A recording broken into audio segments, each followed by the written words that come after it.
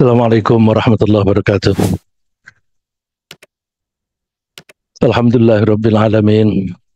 Wassalatu wassalamu ala Muhammadin nabiyil ummi wa ala alihi wa sahbihi ajma'in. Rabbana zidna ilma warzuqna fahma. Allahumma arinal haqqa haqqa warzuqna ittiba'ah wa arinal batila batila warzuqna ijtinabah. Allahumma 'allimna ma jahilna wa dhakkirna ma nasina minal Qur'an wa adkhilna birahmatika fi ahlil Qur'anil Karim. Amin. Bapak-bapak, ibu-ibu dan saudara-saudara sekalian, alhamdulillah kita dipertemukan di forum Al-Qur'an. Mudah-mudahan Allah membimbing kita dalam usaha kita memahami pesan-pesan Allah di dalam Al-Qur'an, dan Allah memberi kita semangat untuk selalu berusaha menerapkan ajaran Al-Quran dalam kehidupan kita sehari-hari, sehingga kita bisa berperilaku sebagai akhlak Al-Quran. Amin. Bapak-bapak dan ibu-ibu, saudara-saudara sekalian, baik yang hadir di Masjid Syuhada Rawamangun maupun yang berada di tempat masing-masing yang mengikuti kajian ini melalui Zoom, mari kita kembali membahas surat Asy-Syams, surat matahari. Surat ini disebut Asy-Syams karena Allah memulai surat ini dengan bersumpah dengan menyebut matahari. A'udzubillahi minasyaitonir rajim. Bismillahirrahmanirrahim. Wasyamsi wadduhaha wal qamari idza talaha. Demi matahari dan terangnya matahari itu, wal qamari idza talaha, dan demi bulan ketika mengiringinya. Mari kita lanjutkan ke ayat yang ketiga dan keempat. Wan nahari idza jallaha wal laili idza yaghshaha. Wan nahari, dan demi siang hari. Siang hari biasanya kita pahami mulai dari terbit matahari sampai dengan tenggelamnya. Itu kita sebut an-nahar. Idza jallaha, ketika menampakkannya. Matahari menampakkan, siang hari menampakkan matahari. Jalla menampakkan, subjeknya adalah an-nahar, lalu objeknya matahari. Wal-laili idza yaghshaha, dan demi malam hari. Malam hari itu kita pahami mulai dari terbenamnya matahari sampai terbit matahari. Idza yaghshaha, ketika menutupinya. Menutup ini artinya apa? Artinya bagaikan selimut. Kalau kita di meja itu ada benda-benda, maka benda-benda itu kelihatan. Tapi kalau benda-benda itu kita tutup dengan kain misalnya, maka benda-benda itu menjadi tidak kelihatan. Siang hari, karena ada sinar dari matahari, kita bisa melihat benda-benda di permukaan bumi. Tapi ketika menjadi gelap, maka benda-benda itu menjadi tidak kelihatan. Maka ibaratnya malam hari itu bagaikan selimut yang menutupi permukaan bumi. Ini kias, ya. Kias berarti malam hari, meskipun itu kita tidak melihat ada benda yang menutupi, tetapi Allah bisa membuat benda-benda itu menjadi tidak kelihatan. Mari kita pelajari ayat-ayat yang lain yang relevan dengan ini. Kita biasakan menafsirkan satu ayat Al-Quran dengan ayat yang lain, dan bila kita dapatkan, kita dukung dengan hadis Rasulullah Sallallahu Alaihi Wasallam. Kita pelajari di surat Al-Isra ayat 12. Allah berfirman, وَجَعَلْنَا اللَّيْلَ وَالنَّهَارَ آيَتَيْنِ فَمَحَوْنَا آيَةَ اللَّيْلِ وَجَعَلْنَا آيَةَ النَّهَارِ مُبْصِرَةً وَجَعَلْنَا آيَةَ النَّهَارِ مُبْصِرَةً لِتَبْتَغُوا فَضْلًا مِّن رَّبِّكُمْ وَجَعَلْنَا اللَّيْلَ وَالنَّهَارَ, dan kami jadikan malam hari dan siang hari, ayat ini sebagai dua tanda.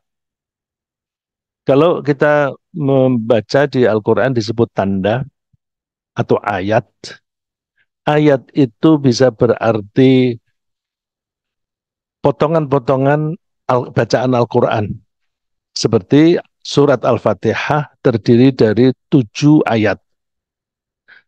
Potongan-potongan itu kita sebut ayat.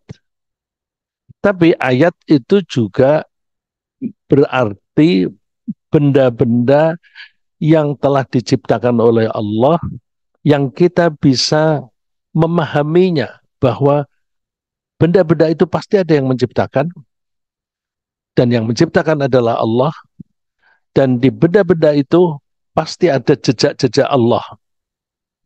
Jejak-jejak Allah itu misalnya ada onta atau gajah berjalan di tanah yang basah, maka akan kelihatan bekas-bekas kaki gajah atau bekas kaki unta itu. Begitu pula Allah kalau berbuat sesuatu, jejak itu ada.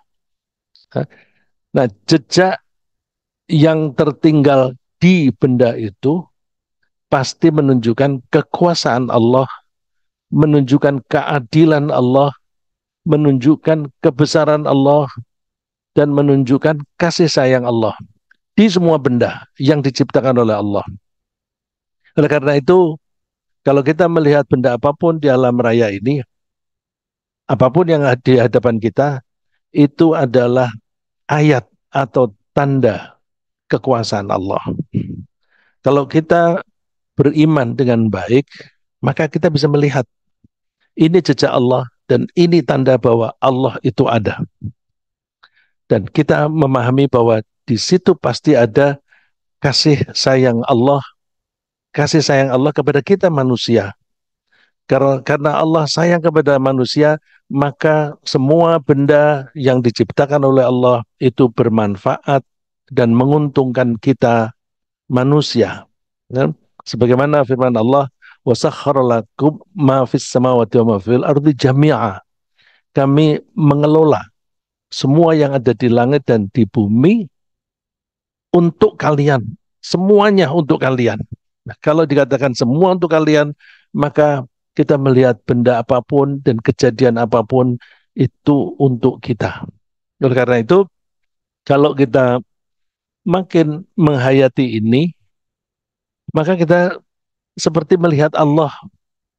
Yang kita lihat bukan figurnya Allah, tetapi jejak tindakan Allah.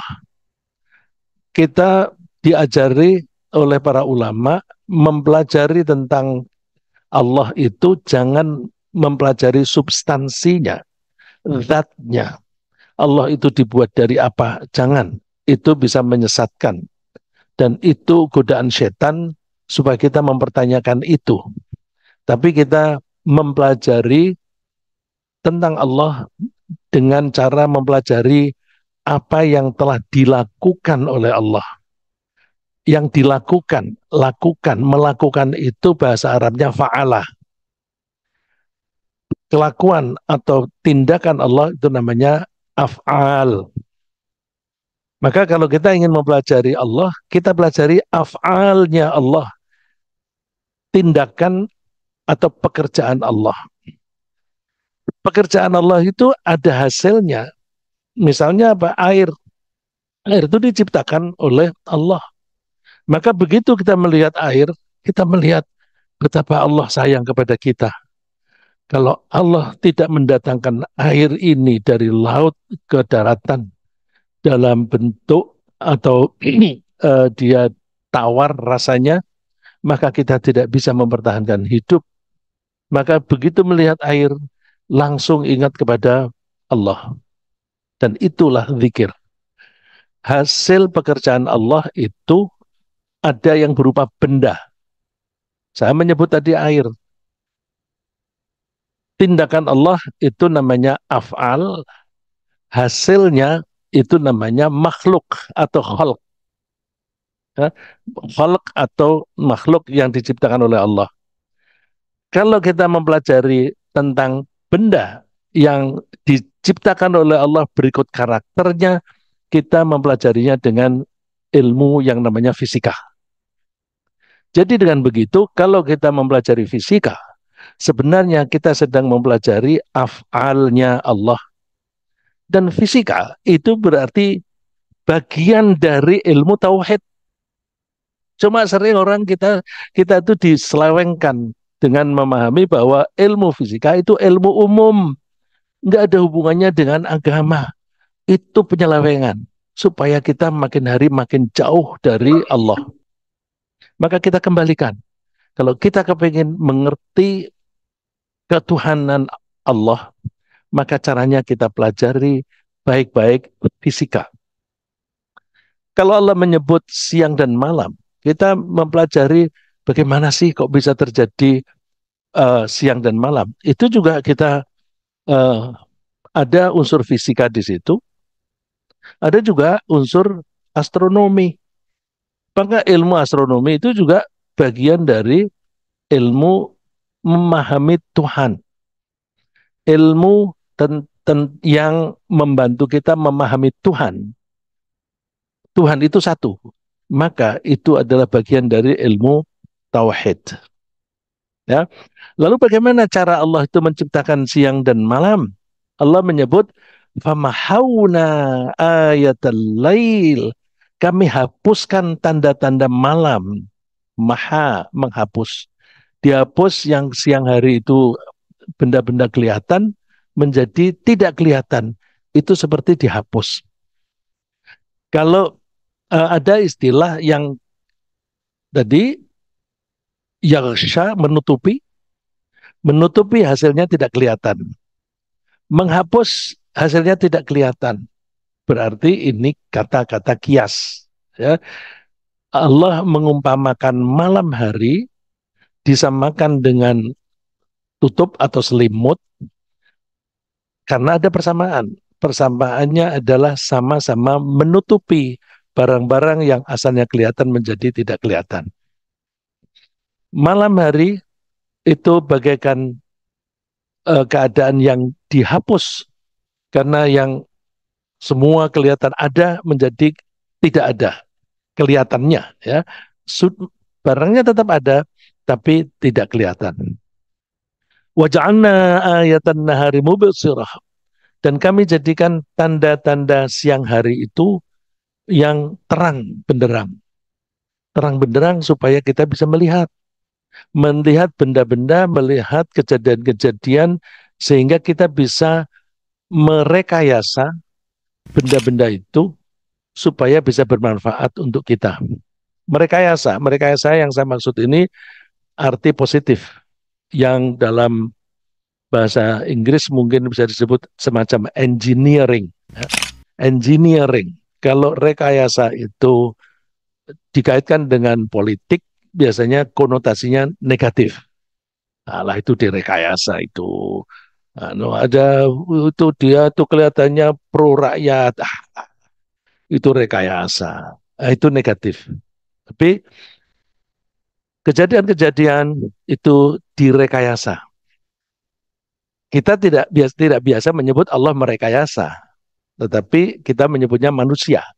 Misalnya bagaimana kita bisa berjalan tapi tidak usah memakai binatang, unta, gajah, atau kuda, tapi menggunakan benda. Terus dibikinlah roda.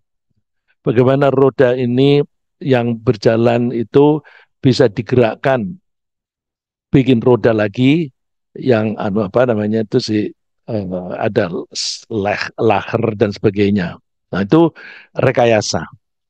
Ya, jadi kita bisa melihat benda-benda itu supaya kita bisa membuat rekayasa. Rekayasa itu mengkombinasikan perilaku benda satu dengan perilaku benda yang lain.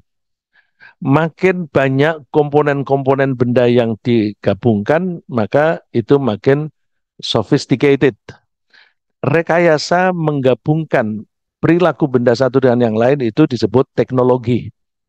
Jadi ilmu teknologi itu ilmu yang mengkombinasikan sunnatullah satu dengan sunnatullah yang lain. Saya pernah kira-kira lebih dari 20 tahun yang lalu ada seseorang yang mengatakan teknologi itu setan. Karena contohnya bom atom. Ya. Contohnya bom atom itu setan. Bom, senjata dan sebagainya setan. Oh enggak, teknologi itu alat. Jadi teknologi itu netral. Seperti pisau. Pisau itu alat. Maka bisa dipakai untuk yang baik, bisa juga dipakai untuk yang buruk. Nah, tergantung orangnya yang memanfaatkan itu. Ya.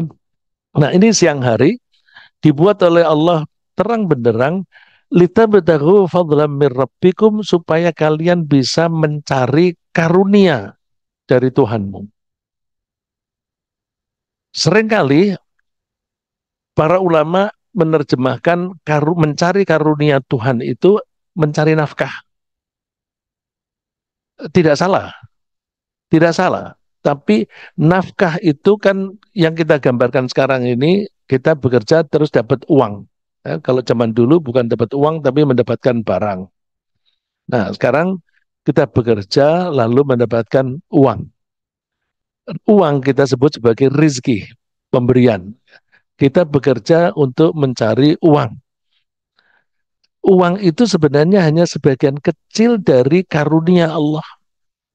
Maka kalau kita bekerja dengan tujuan mencari uang, itu kita memperkecil perilaku kita sendiri.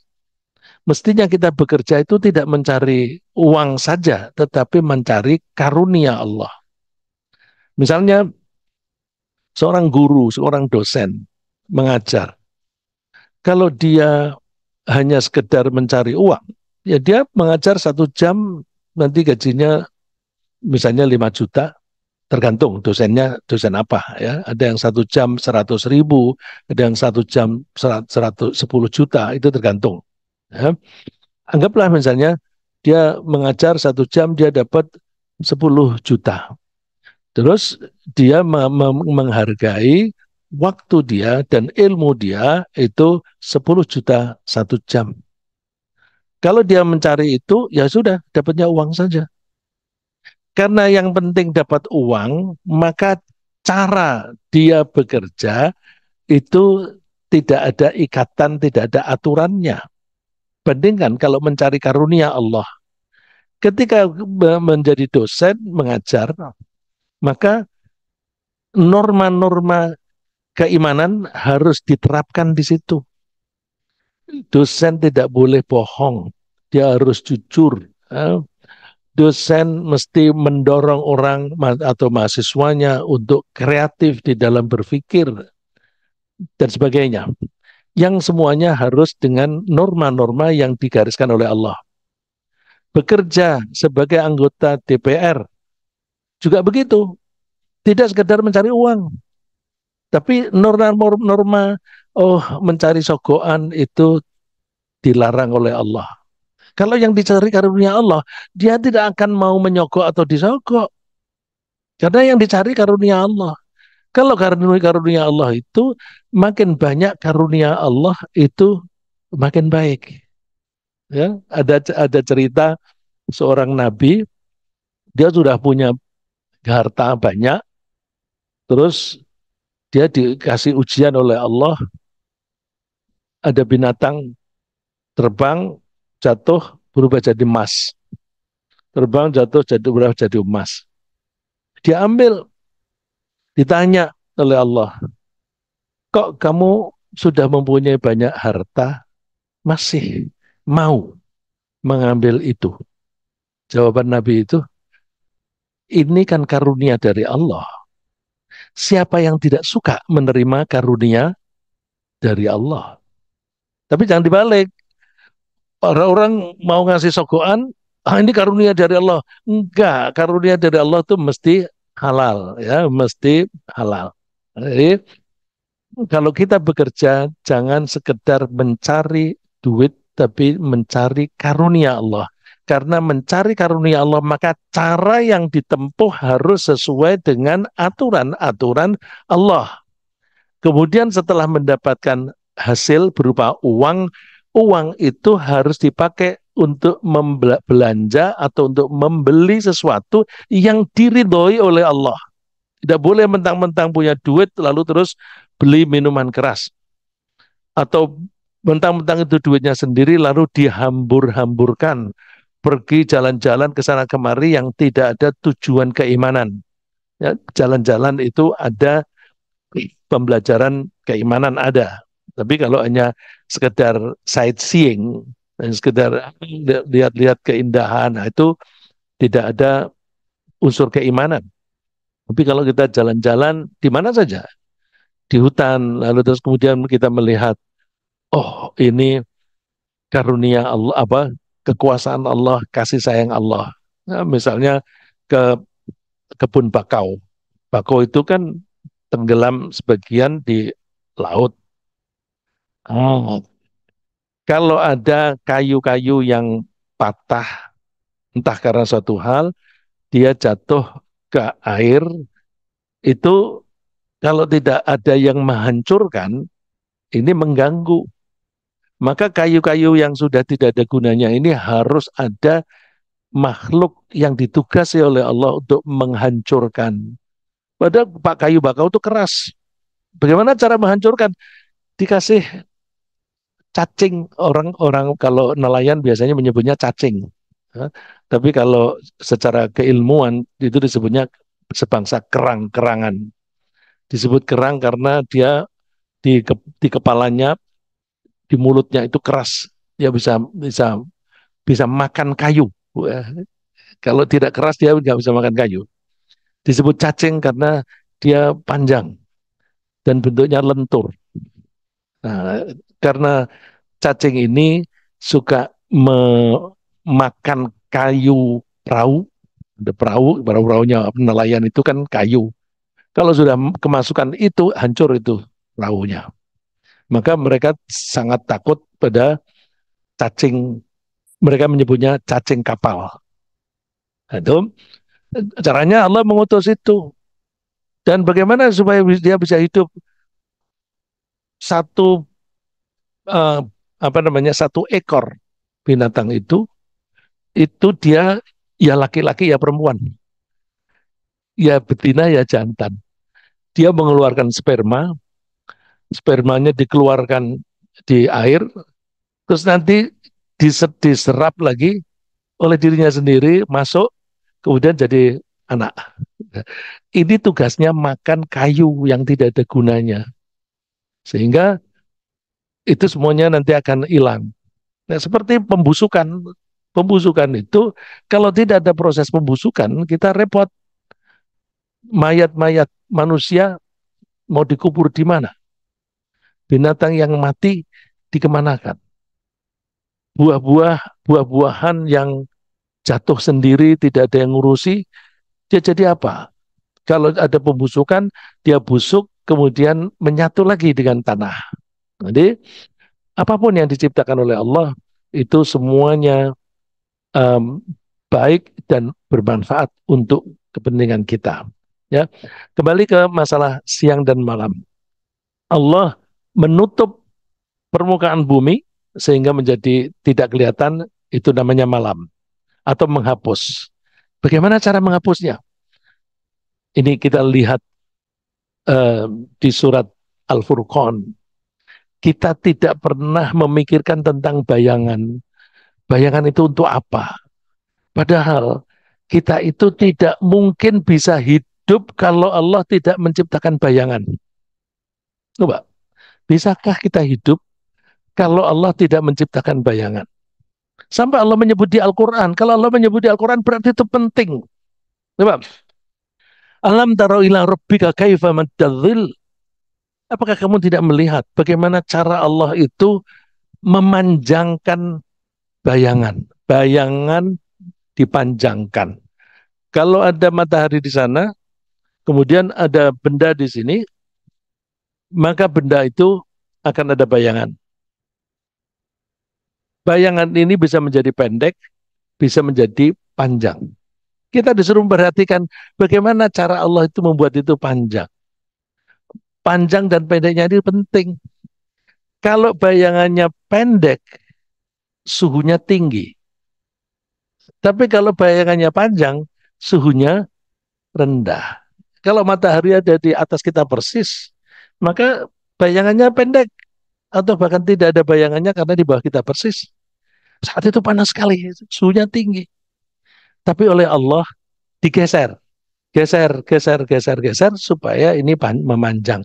Dengan memanjang, memanjangnya pelan-pelan, pelan-pelan.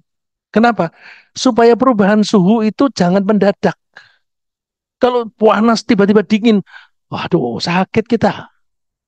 Karena itu Allah membuat pelan-pelan dengan cara dipanjangkan bayangan ini, panjang makin panjang, sehingga suhu itu pelan-pelan turun, terus sampai malam hari. Kenapa bisa terjadi malam hari? Karena bayangan. Bisa terjadi malam hari karena bayangan. Itulah cara Allah menutup permukaan bumi yang semula kelihatan menjadi tidak kelihatan dengan cara menciptakan bayangan. Walau sya'ala ja'alahu sakina. Kalau Allah menghendaki bisa saja membuat bayangan itu berhenti. Tapi oleh Allah dibuat berjalan. Tsumma ja'alna syamsa 'alaihi dalila. Kemudian kami jadikan matahari itu sebagai petunjuk arah kepada bayangan. Jadi kalau kita melihat bayangan, kita bisa tahu arah. Ini salah satu manfaat yang kita peroleh untuk kita kalau sholat. Dalam satu tahun ada 2 kali matahari persis berada di atas Ka'bah.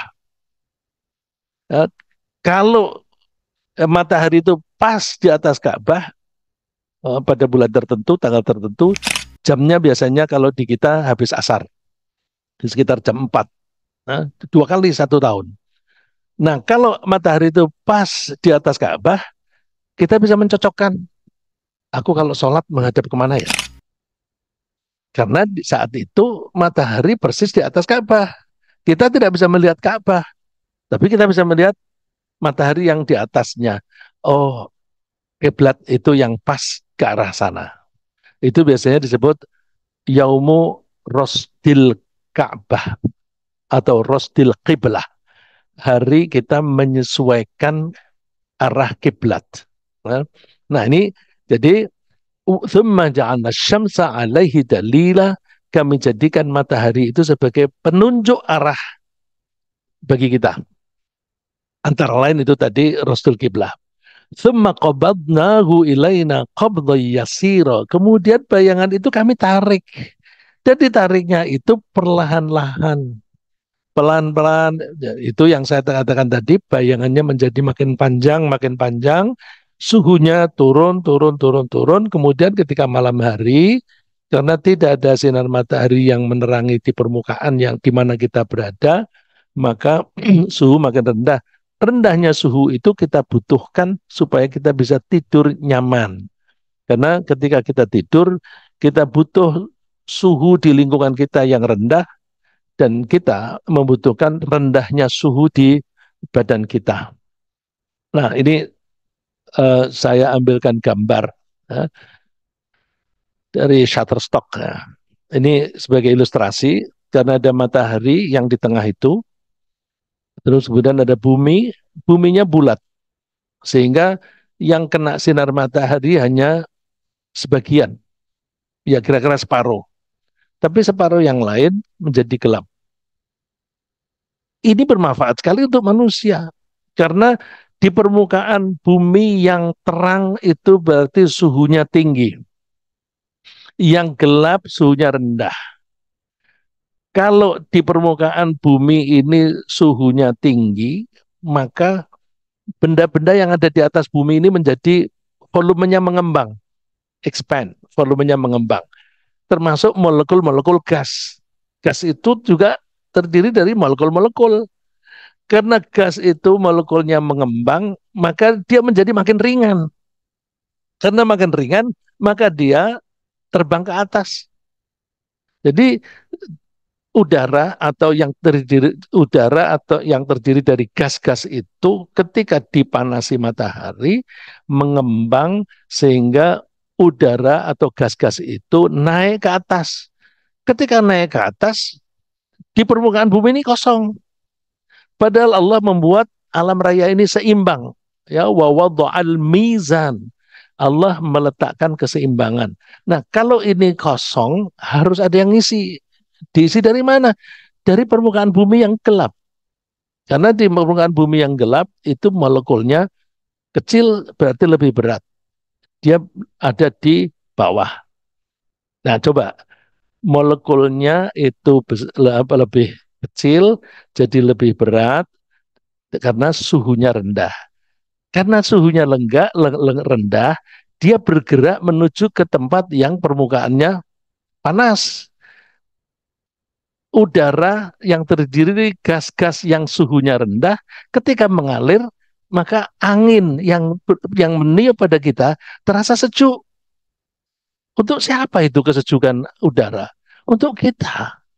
Untuk kita. Oleh karena itu Allah menyebut ar-riyah, angin itu mubasyirat, menyenangkan. Angin itu menyenangkan. Kok menyenangkan? Iya, bermanfaat untuk kita. Bukan hanya membuat kita menjadi lebih sejuk.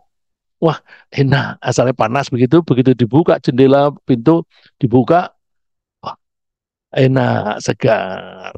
Bukan hanya itu, bukan hanya suhunya, tapi udara yang bersih juga kita peroleh dari pergerakan udara tadi yang kita sebut angin. Jadi dibuatnya oleh Allah permukaan bumi ada yang panas dan ada yang dingin, ini antara lain untuk menggerakkan angin atau gas-gas yang ada di situ sehingga kita mudah bernafas dan sebagainya.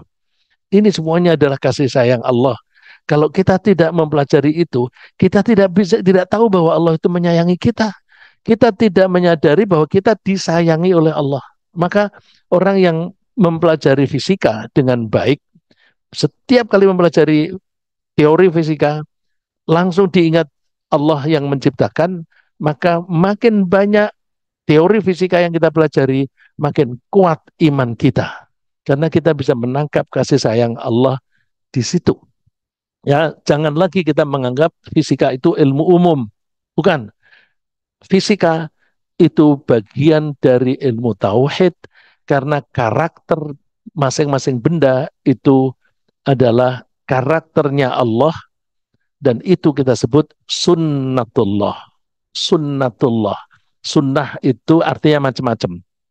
Kalau disebut sunnatur rasul, sunnah nabi, itu artinya perilaku nabi. Jadi sunnah bisa berarti perilaku. Kebiasaan yang dilakukan oleh nabi, itu sunnah nabi. Kalau kebiasaan yang dilakukan oleh Allah namanya sunnatullah. Tapi sunnah kadang-kadang berarti hadis. Ada teman-teman kita yang menekuni hadis. Hadis berapa ribu hafal. Nah, mereka suka menamakan diri mereka sebagai ahlul hadis. Apa? Ahlul hadis. Lalu mereka menyebut ahlus sunnah. Nah, oleh karena itu ketika orang bilang ahlus sunnah, hati-hati. Ahlus sunnah itu artinya ahli di bidang hadis atau ahli di bidang perilaku Nabi. Kalau kalau bisa dua-duanya, ya hadis, ya perilaku Nabi. Kalau di fikih artinya beda lagi.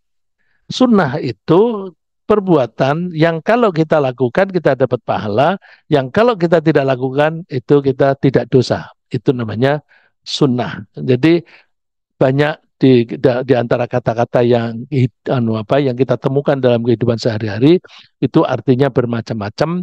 Nah, kita mesti mempelajarinya supaya kita tidak kacau. Kemudian saya lanjutkan. Um, Allah membuat pergantian siang dan malam itu hikmahnya besar. Ini pernah saya kutip ayat 71 dan 2. Tapi kali ini karena pengulangan saya ambil yang ayat 72 saja. Qul ara'aytum in ja'alallahu 'alaikumun nahara sarmadan ila yaumil qiyamati man ilahun ghairullahi ya'tikum bilailin taskununa fi. Katakan, tahukah kamu seandainya saja Allah menciptakan siang hari terus menerus selamanya sampai hari kiamat. Ada enggak Tuhan yang lain yang kamu akui yang bisa menciptakan malam hari? Gak ada, gak ada. Jadi yang bisa menciptakan siang atau malam itu hanya Allah. Di malam hari kamu bisa hidup tenang, bisa artinya mendapatkan ketenangan, bisa beristirahat di situ. Coba kita bayangkan, kalau permukaan bumi yang kita injak ini panas terus, maka suhu itu makin lama makin tinggi, makin tinggi, makin tinggi. Kalau itu pohon dipanasi terus-menerus, maka dia makin kering dan terbakar. Air yang ada di permukaan bumi akan habis, menguap semua. Kita nggak bisa hidup. Sebaliknya, kalau kemudian di permukaan bumi itu tidak pernah kena sinar matahari, dia malam hari terus, maka air di laut itu semuanya akan menjadi es, membeku seperti di kutub utara dan kutub selatan. Jadi di kutub utara, kutub selatan itu sedikit mendapatkan sinar matahari sehingga di sana air berubah menjadi es yang kita menyebut gunung es. Itu untuk kita pelajari. Antara lain, iya ya, seandainya di Jakarta ini tidak pernah ada sinar matahari, tentu semuanya akan menjadi es semacam itu. Sulit hidup di tempat yang seperti itu. Lalu terus kita bersyukur, terima kasih Allah, Engkau mengganti siang malam, semuanya untuk kami. Suhu diatur tinggi, kemudian turun lagi, naik lagi, turun lagi. Afala tubsirun, apakah kalian tidak melihat? Ya. Nah, oleh karena itu kita mesti bersyukur kepada Allah atas perubahan siang dan malam. Dengan cara gimana? Nomor satu kita mesti sholat. Nah, ketika sholat kita dikaitkan dengan waktu, misalnya wa aqimis sholata tarafayin nahari wa zulafam minal lail. Tegakkanlah sholat di dua ujung, di dua tepi siang hari. Ada subuh, ada maghrib. Wa zulafam minal lail, dan bagian permukaan malam, salat isya dan sebagainya. Jadi sholat itu kita kita bisa melaksanakan sholat dalam rangka bersyukur, ya, karena Allah berfirman, i'malu ala Dawud syukra, beramallah kamu wahai keluarga Daud dalam rangka bersyukur kepada Allah.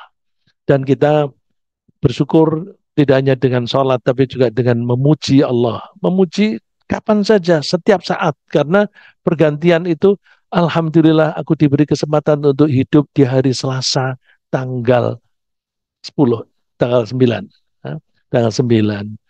Tanggal 9 tahun 2024 tidak akan terulang lagi. Alhamdulillah saya diberi kesempatan hidup.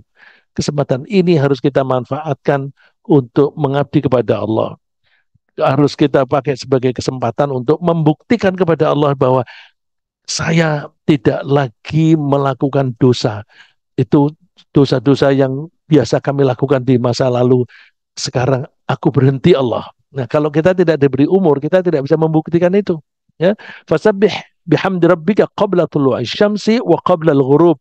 Dikaitkan dengan gerakan matahari dikaitkan dengan siang dan malam. Ya, mensucikanlah Allah sambil memujinya baik sebelum matahari terbit maupun sebelum matahari tenggelam. Dan di tengah malam kita juga dianjurkan untuk sholat lagi. Wa minal laili fatahajjat bihi nafilatan laka asa ayyab'atsaka rabbuka maqaman mahmuda. Dengan sholat di tengah malam setelah kita tidur. Saya kira sementara sampai di sini dulu supaya ada waktu untuk kita uh, berdiskusi. Terima kasih.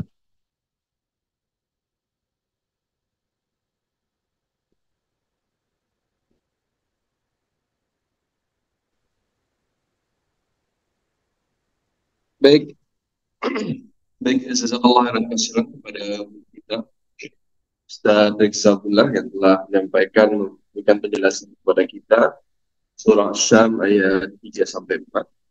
Untuk memperjelas, kami berikan kesempatan untuk jamaah yang hadir di masjid maupun yang mengikuti via online. Alhamdulillah saat ini tercatat kurang lebih 87 yang mengikuti via online. Jika ada pertanyaan, kami berikan kesempatan. Kami bacakan dulu dari Pak Khairul. Ini ada nih. Assalamualaikum Ustadz, izin bertanya, apakah yang disebut makhluk dan apa yang bukan makhluk? Dua, apakah bayangan itu makhluk? Terima kasih. Terima kasih Pak Khairul. Di alam raya atau di mana saja itu hanya ada dua kelompok, dua pihak. Satu Khalik, yang satu pihak lagi makhluk. Khalik hanya ada satu, yaitu Allah. Allah itu ada, tidak pernah diciptakan oleh siapapun, dan tidak ada awalnya, tidak ada akhirnya. Itu Khalik yang penciptakan. Selain Allah, itu semuanya makhluk. Jadi kita makhluk. Siang hari makhluk. Malam hari makhluk. Bayangan makhluk. Dan seterusnya. Pokoknya selain Allah adalah makhluk. Saya kira jawaban yang ringkas semacam itu. Terima kasih. Eh, Lalu apakah bayangan itu makhluk? Makhluk, iya. Akan termasuk. Baik. Eh, Apakah ada pertanyaan dari jamaah masjid? Kami persilahkan. Mungkin dari kami nih Pak Ustadz. Tadi dijelaskan bahwa terciptanya siang dan malam itu juga bagian dari sunatullah, di mana malam itu Allah menegaskan atau banyak beberapa ayat menegaskan bahwa itu adalah waktunya untuk beristirahat.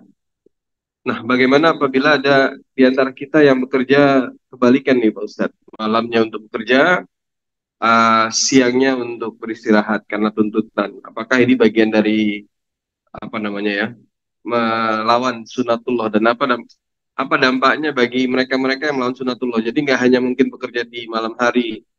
Ya, Ketika ya, manusia melawan sunatullah itu hal-hal apa yang akan terjadi, Ustaz, ya. dampaknya? Terima kasih. Apa yang diceritakan oleh Allah itu Allah menciptakan sesuatu dan di situ ada karakternya. Ada kalanya karakter itu disebutkan oleh Allah, ada kalanya tidak disebutkan. Ya. Yang disebutkan itu misalnya siang dan malam. Disebutkannya siang hari itu terang supaya kita bisa bekerja mencari karunia Allah. Malam hari itu suhunya rendah sehingga kita bisa istirahat dengan baik. Itu Allah menyebut makhluknya disertai dengan karakter yang nempel pada makhluk tertentu. Pada setiap unit makhluk itu punya karakter. Nah, apakah kita tidak boleh bekerja di malam hari? Allah tidak melarang. Ya. Jadi gini, kalau Allah perintah, kita laksanakan. Kalau Allah melarang, kita tinggalkan. Kita jangan main-main dengan yang tidak disebut oleh Allah. Yang karena apa? Kalau Allah perintah dan melarang, itulah isinya syariat. Syariat itu isinya perintah dan larangan. Kalau Allah dan Rasul tidak melarang, kita jangan melarang. Karena Rasulullah menyatakannya jelas. Innal halala bayyin wa innal harama bayyin. Hal yang haram itu jelas, yang haram juga jelas. Kalau Allah diam, artinya tidak menyebut, itu artinya Allah memberi kemurahan kepada kita. Jadi ini Allah hanya menyebut manfaatnya, tetapi Allah tidak memberikan perintah atau larangan kamu harus bekerja di siang hari dan harus tidur di malam hari. Nggak ada perintah yang seperti itu. Maka orang bekerja malam hari tidak apa-apa. Cuma itu karena melawan sunnatullah, maka kita akan merasakan kesulitan di situ. Ya, kesulitan di situ. Karena dia melawan sunnatullah. Saya kasih contoh yang kelihatan, yang kasat mata. Ya, yang kasat mata. Allah membuat kita cepat lelah kalau kita berjalan naik dan turun. Cepat lelah. Tapi Allah membuat kita tidak cepat lelah kalau kita berjalannya datar. Terus itu indikasi apa? Kamu kalau tinggal di suatu tempat, tinggallah di tempat yang datar supaya kamu tidak terlalu lelah. Tapi kita seringkali menuruti keinginan yang tidak memperhatikan itu. Membeli rumah, developer itu kan berusaha memanfaatkan tanah itu semuanya bermanfaat, bisa dijadikan rumah di situ. Jadi kontur tanah yang naik itu didesain yang kelihatannya di rumah di depan bagus, di dalamnya itu ada naik masuk ruangan berikutnya naik, masuk berikutnya naik. Wah, ini artistik begitu. Tapi coba begitu umurnya tambah tua, nggak sanggup naik. Jadi orang itu hanya senang mengikuti selera di waktu muda, lupa dia masa depannya. Sehingga ada itu yang punya rumah besar tapi begitu tidak pernah ditinggali. Terus tinggal di rumah anaknya yang datar, yang rumahnya lebih kecil daripada rumahnya. Itu ada itu yang semacam itu. Bapak bisa bisa lihat sendiri lah. Kalau saya bilang, oh itu teman saya, itu nanti ada yang protes. Jangan bilang temen dong, nanti orang bisa menebak-nebak. Itu temannya Rizza siapa itu begitu. Jadi adalah gitu ya. Terus terus di tempat yang tinggi itu oksigennya makin tipis. Karena makin tipis, maka pernafasan menjadi makin berat. Di tempat yang tinggi itu suka ada semburan gas yang tidak berbau tapi beracun. Seperti di Dieng, ya. Itu kan suka ada gas yang keluar beracun, tahu-tahu orangnya lemes jatuh. Itu kan ayatnya Allah, tanda-tanda kebesaran Allah. Kamu jangan tinggal di tempat ini. Kamu tinggalnya di bawah saja. Biarkan gunung-gunung itu kosong. Kalau gunung-gunung itu kosong, nanti kalau ada hujan, airnya sebagian diserap terus mengalir ke bawah. Kamu tunggu di bawah saja. Tapi banyak orang yang seenaknya sendiri, wah aku ingin pemandangan yang indah, dilarang pun nyogok-nyogok pemerintah daerah. Ini menentang sunnatullah. Nah, jadi kalau menentang sunnatullah, ya kalau banjir salah sendiri. Kalau tanahnya longsor, pada mati salahnya sendiri. Bekerja malam hari, kemudian menjadi gampang sakit, ya salahnya sendiri. Coba sunnatullah yang lain. Allah membuat kehidupan kita itu berjadwal, ya berjadwal. Yang namanya biological rhythm, ritme biologis. Kalau kita biasa tidur jam 9 malam, setiap jam 9 malam kita udah ngantuk. Sebelum jam 9 kita belum ngantuk. Nanti kalau kita biasa bangun jam 2, nggak usah pakai waker, nggak usah pakai bel. Bangun itu untuk sholat. Ya. Nah itu biological rhythm. Nah kita karena kepentingan tertentu lalu terus karyawan disuruh jaga.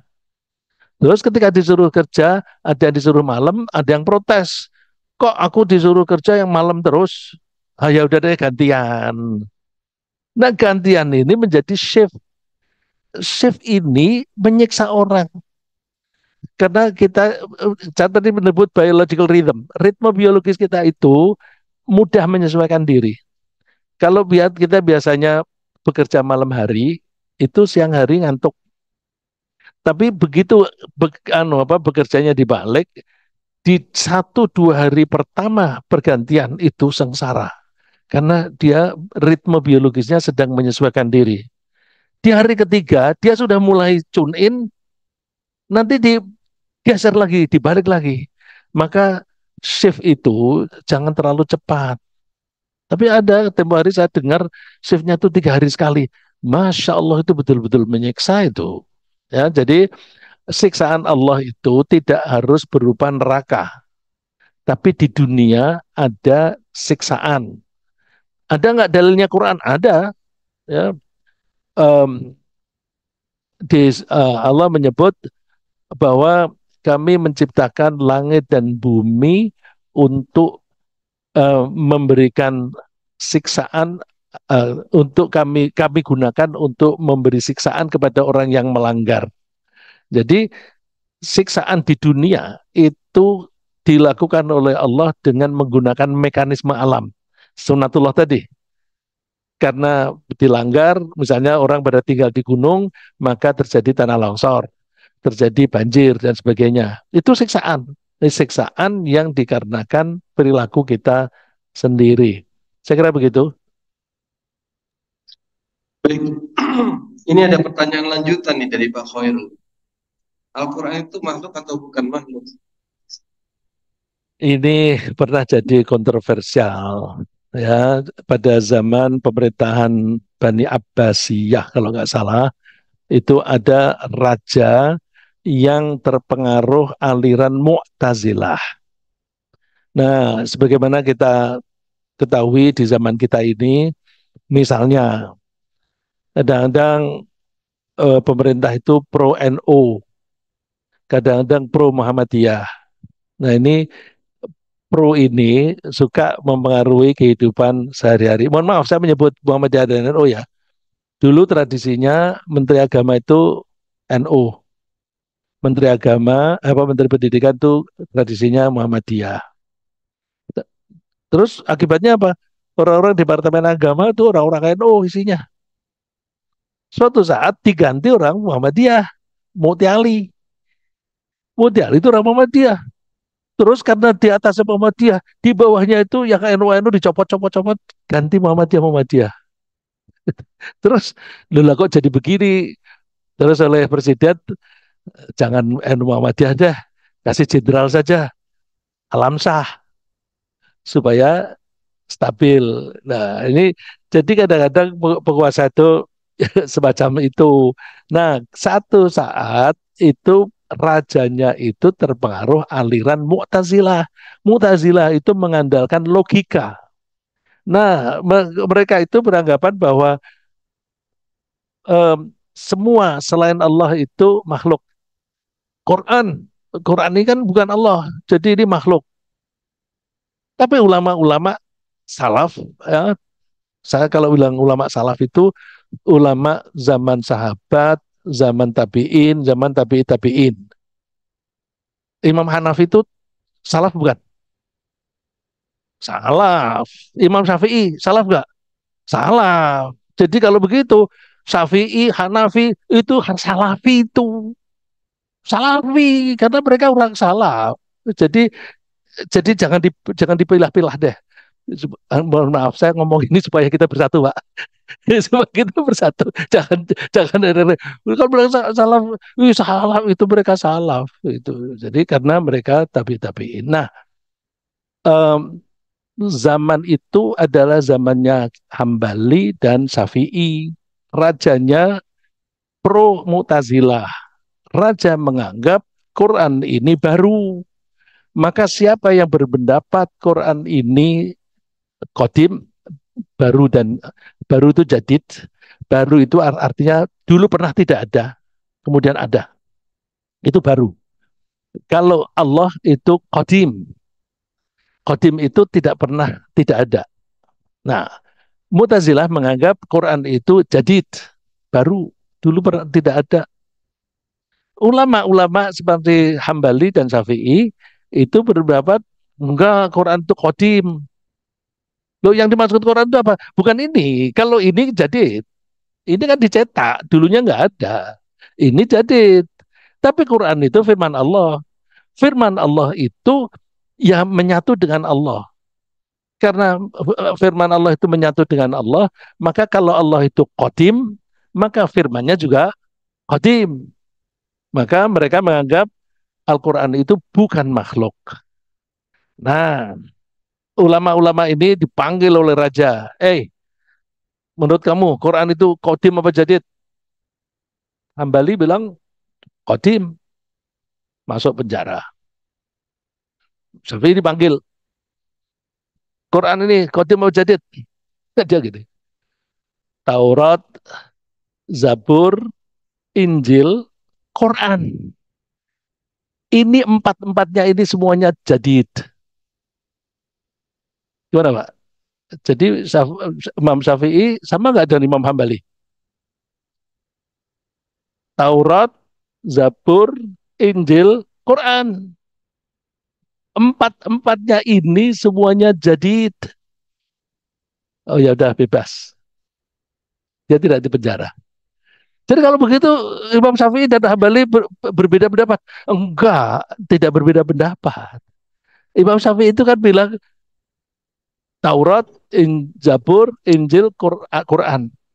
Empat jari ini loh. Empat jari ini baru. Bukan Qurannya yang baru. Tapi jarinya yang baru. Rajanya salah paham. Dikirain yang baru kitabnya. Padahal maksudnya Syafi'i kan empat ini empat jari. Sudah bebas. Nah, jadi kontroversial itu sudah terjadi dari dulu.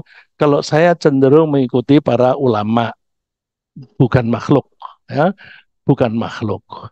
Itu termasuk qadim. Begitu, terima kasih, Pak. Baik, ada pertanyaan?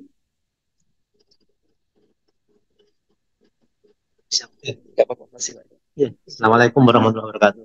Assalamualaikum. Saya terkesan dengan penjelasan Ustadz mengenai bahwa ilmu yang kita pelajari sejak SD, SMP, SMA itu adalah ilmu Allah. Ya. Nah, karena kita di pelajaran dulu itu menganggap itu bukan ilmu Allah, ilmu manusia aja. Tentang air, tentang fisika, tentang matematika. Apalagi setelah jadi mahasiswa tentang biologi. Biologi itu rumit sekali kalau dipelajari. Sampai sekarang pun tidak habis. Khusus bidang kami itu tiap bulan, tiap 3 bulan itu ada kongres, bukan kongres, ada pertemuan ilmiah, ada nanti tiap setengah tahun ada tiap bulan ada pertemuan ilmiah bulanan, ada pertemuan tahunan, ada kongres tiap tahun. Itu membicarakan perkembangan yang terbaru. Rumit tapi tidak pernah dikaitkan dengan Allah. Ini kekurangan kita ini. Ya. Bagaimana ya supaya kita ini nanti punya menteri yang bisa mengaitkan ilmu ini kepada keimanan gitu. Ya. Jadi selama ini yang kita pelajari itu hanya menganggap itu ilmu dunia saja. Ya. Luar biasa kalau nanti ada yang bisa mengkaitkan dengan bahwa ini ilmu Allah, ilmu fisika, ilmu matematika, ilmu teknik listrik, teknik mesin. Luar biasa sebetulnya untuk meningkatkan keimanan. Ya. Yang kedua, Ustaz, kapanlah ditemukan itu kira-kira ilmu falak, ilmu kalender itu kapan ditemukan? Waduh, kalau yang kedua ini saya nggak tahu persis, Pak. Saya ini orang kolot ya. Saya belajar di SD, SMP itu nggak pernah belajar fisika, biologi nggak pernah, Pak. Jadi satu ya bodoh lah gitu. Nah, yang saya pelajari itu ilmu-ilmu agama, bahasa Arab. Alhamdulillah, sekolahan saya itu saya baru selesai SMP saja, saya sudah bisa baca kitab gundul. Dan saya setiap hari yang saya nulisnya pakai Arab terus. Jadi saya kalau nulis Arab lebih cepat daripada Latin gitu. Saya belajar fisika sedikit cetek-cetek lah. Yang saya pelajari cetek biologi juga begitu. Tapi begitu saya membaca biologi, saya merasa iman saya makin kuat, makin kuat, makin kuat. Karena apa? Saya mempelajari bahasa Arab dulu, kemudian saya menghafal Quran. Ketika saya menghafal Al-Quran, saya sudah ngerti bahasanya. Bahasa Arabnya saya sudah paham. Ketika saya membaca biologi, loh ini kan sama dengan itu. Ini kan maksudnya ini. Jadi saya terus baca fisika juga begitu. Sampai saya suka belajar psikologi, ilmu jiwa. Kalau Bapak baca buku, melihat buku saya yang saya baca di bagian yang awal-awal dulu, karena dulu saya tidak bisa dulu membeli buku yang asli kan sulit.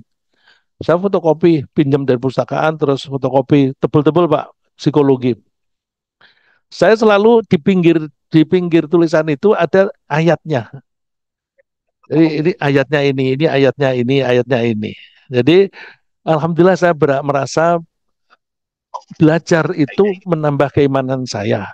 Lalu saya ingat di surat Ali Imran 190 191 itu disebut yang namanya ulul albab, orang yang punya akal, itu perilakunya alladzina yadhkurunallaha qiyaman wa qu'udan wa ala junubihim. Selalu ingat kepada Allah, ingat kepada Allah. Nah, saat itu kayak saya senang baca Quran, selalu ingat kepada Allah. Jadi pikiran ke Allah.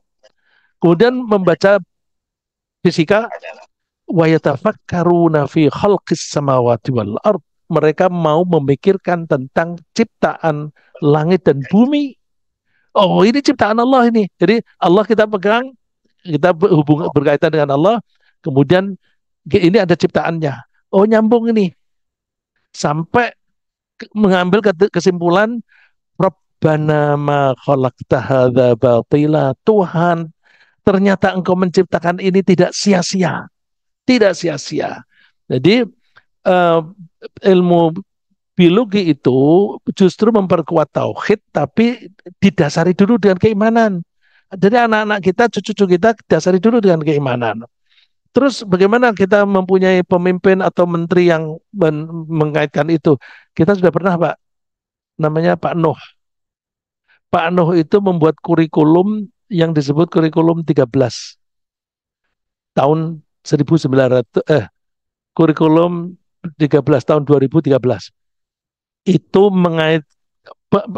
pelajaran itu dibuat terintegrasi dimulai dengan bagaimana Allah menciptakan, kemudian ke akhlak, ke budaya, baru masuk ke inti pelajaran. Jadi pelajaran itu betul-betul terintegrasi. Ini orang non-Muslim khawatir Pak. Ini kalau seperti ini Islam makin maju, non-Muslim itu akan agama-agama lain akan tersisih. Nah, terus mereka bikin isu-isu, caranya gimana? Orang-orang Islam disuruh memprovokasi. Oh, sulit ini diterapkan, sulit diterapkan. Jadi tidak membahas tentang substansi bahwa kurikulum ini tidak baik, bukan. Tapi kurikulum ini sulit diterapkan sehingga ditentang. Tapi saya tanya pada teman-teman yang ada di kementerian di level eselon 1 dan di bawah, ada nggak usaha mengubah ini? Nggak ada. Jadi itu tetap jalan terus. Cuma belakangan kan ada draft yang mau membuat sistem pendidikan di Indonesia tidak menyebutkan unsur agama. Tapi alhamdulillah Muhammadiyah jeli itu bahwa ini unsur agama kok tidak ada ini di dalam rencana pendidikan kita. Jadi sebenarnya sudah pernah ada, mudah-mudahan suatu saat ada yang muncul semacam itu. Nah, supaya muncul itu gimana? Ya kita didik generasi yang akan datang ini mengaitkan antara sunnatullah dengan ya makhluk-makhluk itu dengan Allah yang menciptakan. Caranya gimana? Karena kita tidak bisa menembus di sekolahan, ya udah di masjid-masjid kita galakkan begitu. Dan ini termasuk usaha saya memperkenalkan itu. Dan saya mungkin akan sering bilang ilmu fisika adalah ilmu tauhid. Karena fisika itu af'alnya Allah. Saya akan sering-sering mengulang itu. Katanya kan kebohongan saja kalau diulang-ulang dianggap kebenaran. Apalagi kebenaran kalau diulang-ulang. Itu kan truth ya, post-truth. Diulang-ulang. Nah, ini kebenaran. Ulang-ulang aja terus sampai orang terngiang-ngiang. Iya, itu fisika, itu ilmu tauhid. Termasuk biologi. Biologi tadi kan saya nyebut cacing, cacing kapal tadi.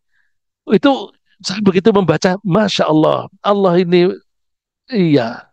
Ya, nah, jadi bukan ilmu manusia. Manusia mencoba memahami. Misalnya, hukum Newton.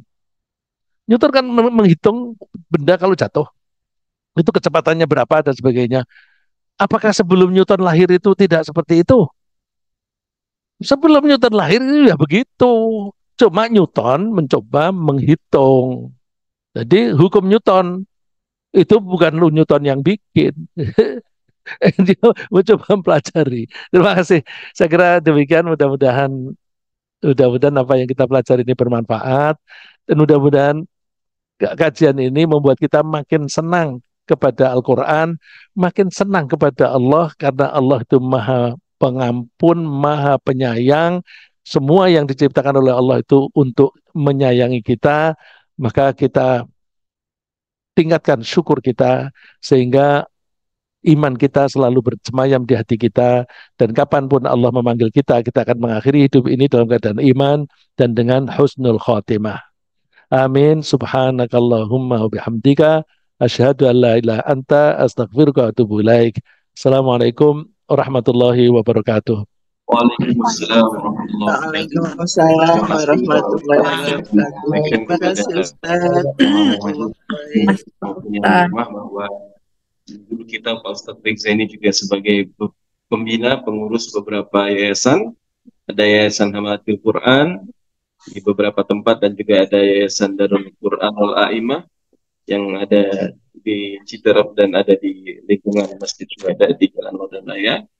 Apabila ada hal yang ingin diberikan, membantu perjuangan beliau dalam menjalankan pesantren dan beberapa kegiatan umat, dipersilahkan bisa menghubungi kami atau langsung menghubungi Pak Ustadz. Assalamualaikum warahmatullahi wabarakatuh. Waalaikumsalam warahmatullahi Waalaikumsalam warahmatullahi wabarakatuh. wabarakatuh.